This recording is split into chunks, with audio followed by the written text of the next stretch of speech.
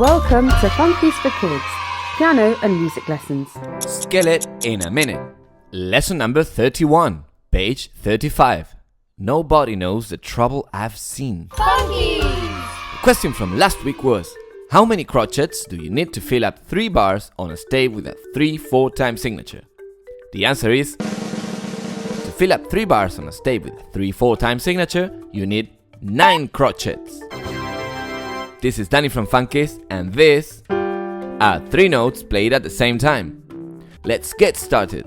Today, we are playing a song called Nobody Knows the Trouble I've Seen. The time signature is 4/4. This song has something very special. Take a look at bar number 8. We're playing 3 notes at the same time. F and G with my right hand's fingers number 4 and 5. And also G with my left hand's finger number 4. But look, G is tied to a previous G. That means I play G here as a minim for 2 beats and keep it held for 4 more beats as a semi-breve here. 1, 2, 3, 4. 1, 2, 3, 4.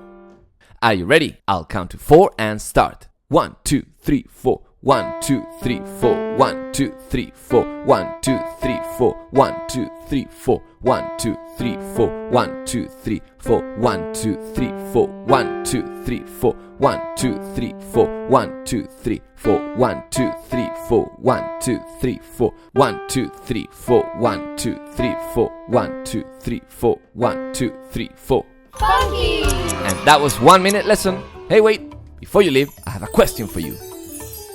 If you have middle C as a crotchet tied to middle C as a semibreve in the next bar, and this one also tied to middle C as a semibreve in the following bar, how many beats do I hold middle C for?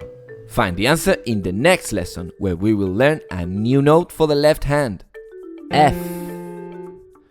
Keep practicing. Bye bye. Why did the grandma sit in the rocking chair with her rollerblades on? Because she wanted to rock and roll.